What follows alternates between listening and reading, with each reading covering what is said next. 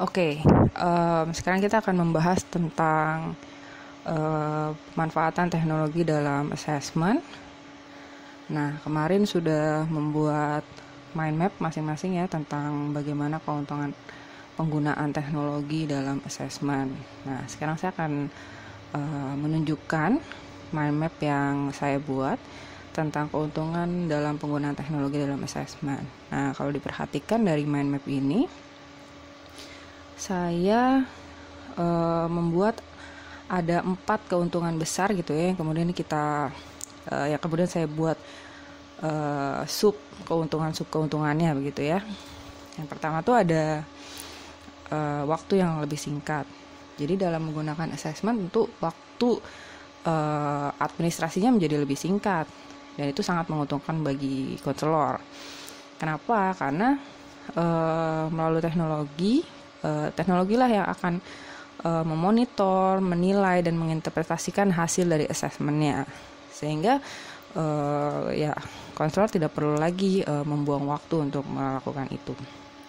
Nah, selagi kemudian teknologi mengadministrasikan hasil assessmentnya, konselor bisa menggunakan waktu yang biasa dia gunakan untuk mengadministrasikan assessment gitu untuk mengerjakan hal yang lain gitu. Karena kita tahu ya bahwa banyak sekali isu di sekolah itu yang assessment cenderung hanya dibagikan aja pada siswa tapi tidak diadministrasikan. Jadi hasilnya itu numpuk gitu. Nah, kemudian ada juga teknologi yang biasanya itu teknologi atau assessment yang digunakan untuk mengukur prestasi ya. Saya sendiri kalau di Indonesia belum lihat ya, tapi kalau di luar tuh ada assessment yang kalau misalnya kita nggak bisa jawab pertanyaan nomor sekian, nah itu kita akan dilihat levelnya.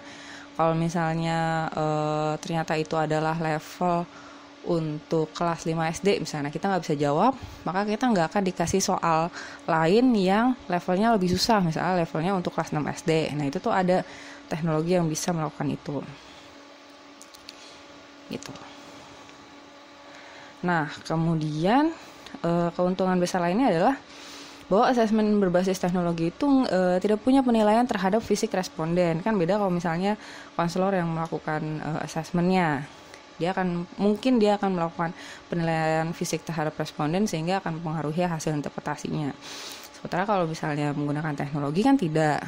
Jadi hasil asesmennya cenderung tidak bias gender, ras, usia, dan sikap atau perilakunya. Kemudian kalau kita pakai teknologi, kemungkinan kesalahan melakukan scoringnya itu cenderung kecil. Ya, karena sudah secara otomatis dihitung oleh teknologi.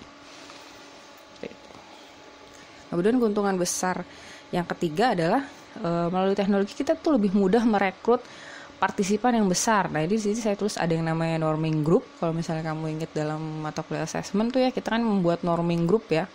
Saya kategori rendah itu berapa sampai berapa, kategori sedang berapa sampai berapa, dan itu sangat dipengaruhi oleh berapa jumlah partisipan yang terlibat di dalamnya. Nah, itu namanya norming group.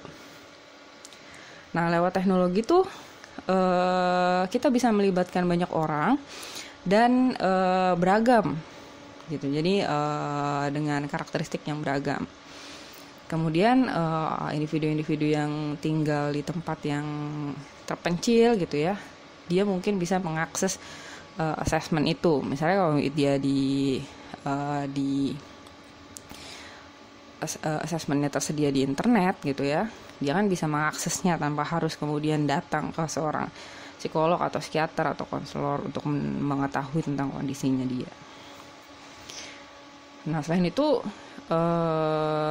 kita juga bisa memanfaatkan teknologi supaya siswa bisa mengisi asesmennya di rumah gitu. Nah, terus keuntungan besar lainnya adalah sekarang kan teknologi tuh luar biasa ya. Termasuk salah satunya kita tuh bisa memasukkan video misalnya di dalam item-item pertanyaannya.